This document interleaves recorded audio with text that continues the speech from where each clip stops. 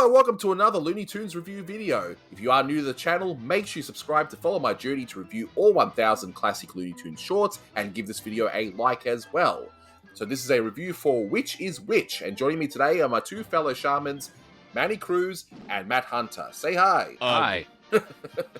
I couldn't think of anything. I was like, do I want to imitate him directly? I'm like, I think Ugg will do just fine. Yeah, I think Ugg will be appropriate. No, so this is, of course, Which is Which, released on the 3rd of December 1949. It's the 574th in the series, and it's directed by Friz Freleng. Now, just a word of warning to everyone, this cartoon does contain some negative depictions of African natives, so just a word of warning about that. So as for the synopsis, because there's a good chance a lot of you have not seen this one unless you're a kid in the 90s like me and the other boys here. All of us. We're old. We're all old, exactly. So Bugs happens to be in Africa, and a shaman needs a bunny for his, what is it, a stew or a spell or, I don't know, concoction, medicine, whatever. Yeah. And yeah, that it's just between the shaman and Bugs Bunny, and that's pretty much all there is to it. If he doesn't...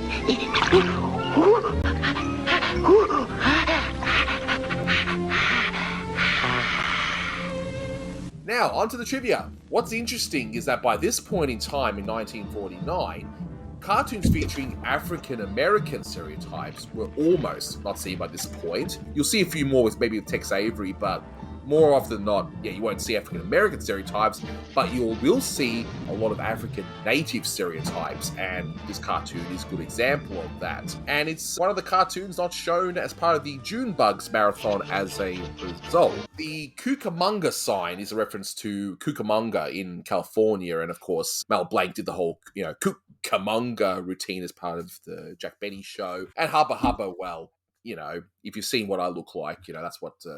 That's Hubba Hubba right there. Yeah. Well, Hubba Hubba was kind of like a 1940s slang for almost like a wolf whistle, like an affirmation that somebody was attractive. Like you'd look at somebody and be like, Hubba Hubba Hubba. Yeah. In other words, me. It was a slang thing. Right. So me, Hubba Hubba. What's more interesting than me is the whole Dr. Livingston, I presume, reference. So you would have, if you've been watching this channel, you would have seen Africa Squeaks, and Africa Squeaks has the whole, Dr. Livingston, I presume. Dr. Livingston, I presume. And that just comes from a greeting from a journalist, Henry Morden Stanley, trying to locate the missionary David Livingstone, who was in Africa, seeing all these different obscure tribes that no one knew about at the time, and that's what was allegedly said at the time. So. Yeah, and Livingstone, this was back in the early 19th century, and he was an explorer in Africa, and I guess was presumed lost, because back then I guess the only contact you didn't have cell phones, you didn't have internet, and barely had telephone, if that, so they couldn't find the guy. He got lost in Africa. He probably didn't know he was lost. It's just that nobody could get a hold of him. And this journalist went and sought him out and found him, and went and shook his hand, and the line apparently was, Dr. Livingstone, I presume. And that became kind of a famous exchange. It's kind of dated now. It's like nobody would understand, but that's what happened. Supposedly. He was documenting previously undocumented African tribes. The world was still somewhat unexplored back then. So there you go. And you got this witch doctor who is clearly an African stereotype, but he is so exaggerated that you wouldn't even think. I mean, he's not meant to be offensive to anybody. He's not meant to be anything other than just a funny character. And Anthony, you were talking about the cartoon that Friz Freleng had done probably about 10 years earlier, Hiawatha's Rabbit Hunt. Yep. Where basically a Native American Indian, does kind of the same shtick where he lures Bugs Bunny into a pot, and Bugs Bunny kind of thinks it's a bath at first, like a jacuzzi, and then he realizes, oh no, this guy's trying to cook me. And it's kind of the same shtick. It's Friz Freleng was known for, if it ain't broke, don't fix it. If it worked one time, do it again. And this time it's Bugs Bunny just for some reason took, I guess, the left turn at Albuquerque, the right turn at Albuquerque, whatever. He's in Africa now. We just accept that. And he runs into this guy that's got this big red clown nose and he's wearing a top hat. Like, what African stereotype even looks like that? I don't know. So he's a witch doctor. We get it. He's got these masks on the wall. He's got spears everywhere. He's a shaman, a witch doctor, whatever. He's got this recipe that he's cooking up. And what were we determining? Like, he mixes it like a drink. Like if you see on the print that we're looking at, he's got a recipe and it's like dog hair and 1 liter and 1 jigger and 1 whatever. And it's like, oh, okay, it's a drink recipe. But he's cooking a rabbit stew. It's completely bizarre. Yeah. And the character is almost a precursor to what Robert McKimson would come up with a couple of years later with the Tasmanian Devil. At least the way Mel Blanc does him. He's like,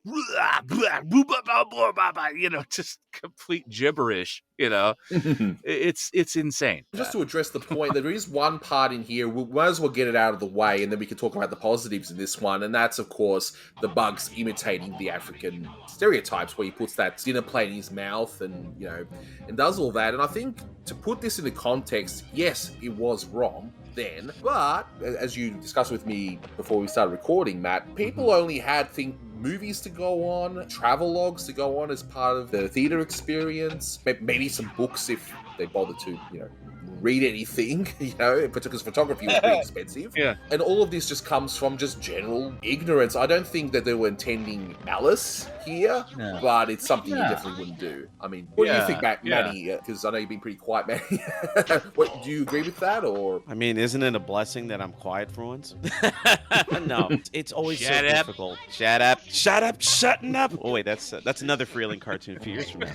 It's interesting. Okay, so I always talk about my pre-conversion to the nerd side. So 2001, when I really got into this hobby and going online and researching, joining forums. Remember the old Termite Terrace days. But anywho, I distinctly remember watching this cartoon on Nickelodeon in the 90s, in my pre-Looney Tune nerd conversion days. And I saw it relatively frequently shown on Looney Tunes on Nickelodeon and, I don't know, 1995, 6, whatever it may be. And it never, ever crossed my mind that this character was an African stereotype. And you could chalk that up to, the ignorance of a child. Just like how on a random videotape my mother bought for me, I had All This in Rabbit Stew, and I was watching these 2 shorts relatively frequently. And now, as an adult and with all the context behind just all the negative imagery, not just African Americans, but of Africans in general, and it's like, I think for the most part, a lot of the depictions in animation were done in the spirit of humor, but I always chalk it up to a lack of education or a lack of awareness, and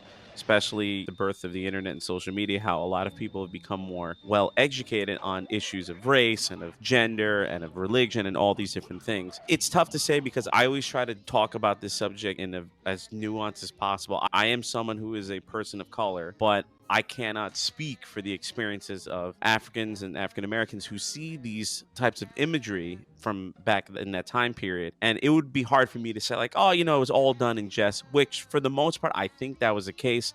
But at the same time, I also chalk it up to just a lot of ignorance and lack of awareness that was going on. I think, Matt, you brought up the point where the only exposure they had, a lot of Americans back in the 40s, they go to the theater and they would see newsreels of different countries, different nations. And a lot of time they had like these films from the 20s talking about like the Inuit, and they were like creating all these stereotypes of how they lived up in the north or whatever. And it was completely wrong.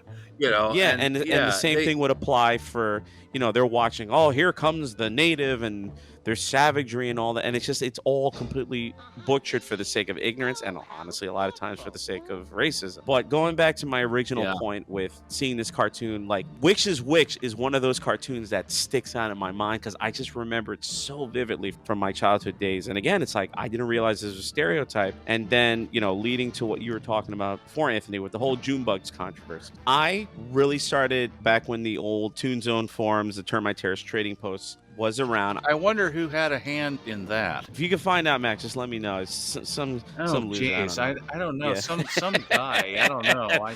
Some guy, Mike Runter. I don't know. I'll figure it out. Oh that. I don't know. It'll ring a bell eventually. Yeah. But it was right around the time of the whole June bugs controversy, and I remember seeing the list. And this is when I was starting to do tape trading and recording. And then I saw all this in rabbits too, and I'm like, oh, like I can see why that people complain about it. Then I learned about Bugs Bunny Nips and Ips, and I learned about Eddie Bonds today. And then I saw this cartoon on the list. I was like, but I saw this one on Nickelodeon a few years ago. Yeah. What's so bad about it? And then when I got the chance to get a copy of it and rewatch it, I'm like, oh. And you were talking about it before, Anthony, with the scene with Bugs dressed up as a native. Nickelodeon didn't show. I think CBS also showed this short in the 90s. And I'm like, how did this get by in the 90s to begin with? I think part of it is that one scene where Bugs Bunny ducks into the tent and he puts the dinner plate in his lips. That was cut when I saw it. I didn't see that until years later. And I'm like, oh, okay, well, that is wrong. That was an African look, I guess, like an old time, I don't know, you would have seen it in National Geographic with these, like, you know, stretched out lips and like the things on their neck, like the rings or whatever you call them. It was an African costume, but it's really not politically correct the way that Friz Freleng did it. And I don't think that he meant to hurt anybody by doing it that way. It's just, oh, I'm going to exaggerate it because I'm a cartoonist, and that's what cartoonists do. We exaggerate things. Nobody knew that was offensive back then because nobody was globally connected.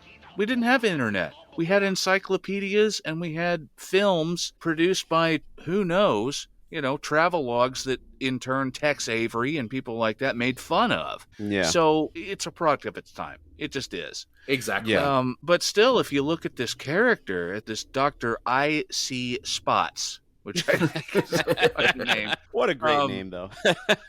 Right. And he's such an abstract thing, and he's almost like he looks like he's wearing a mask, and he may be. I don't know. Like it's a funny abstract design. He's less of a stereotype of anybody and more of a precursor to the Tasmanian Devil, is what he really is. And it's kind of like there was a similar character that Robert McKimson, who ultimately created the Tasmanian Devil, that he called Nature Boy. Bushy hair from that was McKimson. Yeah, bushy hair. Another one that they used to show on Nickelodeon all the time. All the time. Right. And one of the few Bugs Bunny cartoons that they showed, because I guess ABC, they were like, we don't want to show that one. So, hey, Nickelodeon, you want a Bugs Bunny cartoon? Here, show this one. Exactly right. But at least in terms of this cartoon, aside from that one scene, you know what? There is actually a lot to love about it. And I know my favorite bit, I don't know about you guys, but my favorite bit is when he's actually concocting this thing that he's doing in the beginning, you know, whether it's a drink or rabbit stew, whatever, how he puts one ingredient in and then the music just stops and then he puts another ingredient in and then he just dances again. I don't know, I got a real kick out of that. I just thought it was just perfect in terms of Friz's timing, and of course the music worked perfectly. But I asked you, Manny, before, what song would that be? And no one seems to be sure. Manny, you think it's Carl Stalling original riff, kind of inspired by Raymond Scott's dinner music for Pack of Hungry Cannibals, but not really. And it's like, dun, dun, dun, dun, dun, dun, dun, dun. This was on the first Carl Stalling project disc. There's one of the tracks that says dinner music for a pack of hungry cannibals, and I know that it uses this scene. It uses this scene. I know it uses some of the music from Caveman Inky. I think it also has parts of Gorilla My Dreams. But anywho, I did a listen of dinner music for a pack of hungry cannibals, and I don't hear it in this particular scene. I could be wrong. So comment section, go nuts. According to IMDb, which I know is not always reliable, but according to the musical credits, it does say that this piece is in the cartoon. I have to do another re-listen to it carefully to pay attention. But I do like that specific cue that, Anthony, you're talking about. Because I've heard it so many times on the Carl Stalling project. And then when I rewatched this one, I was like, oh, yeah, I remember that. Also, in particular, this cartoon uses Congo in it, which is used a lot. Carl Stalling's one of his favorite cues to use whenever there's a jungle scene or whatever, which was posed by M.K. Jerome, and I cannot find where the piece was is from that the one originally. That's like, da-da-da, bum bum bum bum ba-da-da. ba-da-da, Congo. I know that in I mentioned it before, but Africa Squeaks have them singing along to it in the very beginning when Porky's walking with the natives. Yep. And I love the music of that scene. Again, take away the imagery. The music itself is great. It But is. I wish this is one of those long-term goals of mine where I would love to get a chance to look at pretty much anything Carl Stalling related, like the cue sheets and the actual sheet music, and maybe some of the arrangements that Milt Franklin worked on, or the orchestrations, I should say, not the arrangement. But and I would just love the chance to like dig into them and get like more information and like have a better sense of like I tell people all the time, like, why are you so obsessed with Looney Tunes? I was like, because I'm a nerd and I don't have no, I don't tell them that part, but it's true. But anyway, no, but I tell them now how, like, obviously as a kid I loved them for the slapstick humor, and then when I first got into this hobby, I'm learning about pop culture from that time period. I'm learning about all the World War II references and blah blah blah blah, and realizing these are a lot older than I think they are. And now every single time I'm watching a cartoon, and Matt's your fault for suggesting me watch them in chronological order, and doing it for 4 years, and I'm still in 1939. Well, yeah, you recommended it to me a while back, but it's fun. I did it because I had to, because I had a VHS to DVD recorder, and VHS tapes are very heavy when packed in boxes, especially when they have duplicates of certain things and they're just like thrown in box. I got this list that was printed off of of the old Golden Age cartoon website that John Cook, shout out to John Cook. He had this list. It's the chronological list of all the Warner Brothers cartoons that you could copy and paste into a Word document, and then you could do it. And I just went through all my tapes and found them and tried to do them in chronological order on DVD, rip them to DVD. And I did that. That was even before all the official DVDs and Blu-rays came out. But anyway. Oh, wow. That's what everybody's been trying to do ever since, is have a chronological archive of all 1,000 plus Warner Brothers cartoons in the best quality possible. And back then, of course, VHS to DVD was not the best, but it was what we had in 10 years ago. It was a primitive time. It was a primitive time. Yeah. Well, I mean, it was a primitive time when we were watching them on Nickelodeon. I mean, crap. I mean, well, actually, it's great that now Warner Brothers cartoons are a thing again. And everybody's talking about them, and like they're trending, and younger people are talking about them because they skipped a generation. Cartoon Network and everybody, like, they moved to Cartoon Network like in 2001 or so. And from 2001 to, I'm going to say, about 2018 or so, like whenever streaming became a thing, like they skipped. They were gone. 15 years. Yeah, they were gone. Pretty You couldn't much find them unless you bought the DVDs because you knew who they were. You wouldn't see these cartoons, and now they're coming back, and it's like, oh wow, these are great. And it's like these are 70, 80, 90 years old, and whoa, this is really good. This is really funny. I was showing them to my nephew when he was younger. He's almost an adult now, but younger generations are seeing them either on MeTV or I bring them up, and I show some of them at my job, and they're loving like stuff like I Love to Sing and The Rabbit of Seville and whatever. I mean, clearly I'm not showing them which is which or Going to Heaven on a Mule. And they're loving them. And then I tell them this is older than me and you combined and some. And I tell them too why I love them so much is, especially from the musical aspect, I'm watching them and I'm picking up a lot of these musical cues now. Like I see the what's going on the screen. I hear the melody. I'm like, oh, that's. And I say, oh, the name of the song is blah, blah. And I start cracking up. And people are like, why are you laughing? I'm like, because there are so many musical puns here. And it's blowing my mind at how much I did not pick up on as a kid. And now that I'm combining my many years of musical training and my 2 degrees in the subject, pretty much I'm drowning in debt for the rest of my life in music. But hey, it's fun. But it's like it's just giving me an additional layer of appreciation to these shorts besides how funny they are. Well, and the brilliance, especially in the era where Carl Stalling was doing the music. I mean, this one as prime example, and just the way that Carl Stalling was able to quote music and make it part of the joke that's lost on a lot of today's audience because they don't recognize the tune.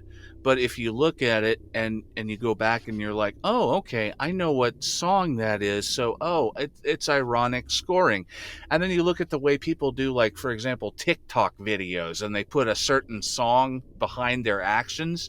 It's like, oh, okay, that's funny because they're using this song for this action. And it's the same thing they were doing 80 years ago. and it's just brilliant. Good point. I just wanted to point out as well one interesting bit, two interesting bits actually. First of all, I like the ears going around the clock gag. That is actually very similar to a gag that Tex Avery used in The Heckling Hair, where the ears go around a rock. They've clearly... Yeah, or Freleng in Fresh Hair, where, they go through the snow. Exactly, and if it works, it works. That's as simple as, and that's, no one saw these things, binge watching like we could do today. No, they wouldn't have remembered these, and if it's funny then, hey, it can be funny again. Let's point out one more interesting thing about this, because you were talking about TikTok a moment ago, Matt, because this is another modern sort of invention, the meme. There is a meme from this one with the one expression from Bugs Bunny at the very end where there's that ridiculous face for that one split second for some reason. And I was trying to see the context of the face, and even then it just seems so weirdly out of place in the animation. But hey, kids, this is where the meme comes from, a racist cartoon. I hope you're happy. It's from this cartoon. Well, that modern look. And then he gives kind of a wry expression, and it's kind of like, somebody told me that it was kind of offensive, actually. Like he was making kind of a reference to, like, this person's gay or something, because, the witch doctor's wearing like alligator high heels and he's carrying an alligator purse, and it's like that modern look, and then Bugs gives that wry expression. I don't know what Freleng was going for with that, but it's a funny expression. It's almost like he's channeling Chuck Jones, because Chuck Jones was the king of wry funny expressions, and it's like, but he does it in like 2 seconds. It's like he makes one expression, and Chuck Jones could take like 3 or 4 frames to do a funny expression and be funny. Freleng just like, boom, there it is. I don't think it was necessarily anti-gay or anything. I think it was just more like I think it was more of a okay, if that's your like, style, whatever. Sure, whatever. I think it was more like whatever, more dude. Exactly. You do you do you, and that's how it should be. Now, one thing I forgot to mention in the track recording was when Bugs says, "Very becoming short stuff gives you that new look." The new look is basically a reference to late 1940s fashion, with Christian Dior being one of the main faces behind that. And speaking of faces, some have even said that Bugs' expression at the end resembles Christian Dior. I kind of see it, but you be the judge. But just to wind this one up, let's give our scores for this one. See, I'm giving this one a 7 out of 10 because despite the imagery, I still enjoyed certain parts of it, and I love the music of it. The animation's great, and I grew up with this one really, so I definitely have that little bit of nostalgia for it. What about we'll start with you, Manny, so you're not talking over each other. Manny, what score would you give it? Yeah, same thing, 7 out of 10. I mean, obviously the imagery does bring it down a bit and with more context, but you pretty much said the musical parts are funny, and there's some funny gags here and there. It's typical, like, decent late 40s Friz. Timing's really good, the music's great, gags are funny, but obviously it could have been better minus the imagery, and some of the gags were a little bit stronger, but 7 out of 10 sounds pretty reasonable to me. Yep. And Matt? I agree. I would say about the same. I agree. Yeah. So there we go. So we've got another one off the list as we slowly are winding down 1949. So as always, guys, thank you so much for listening, and until next time, take care.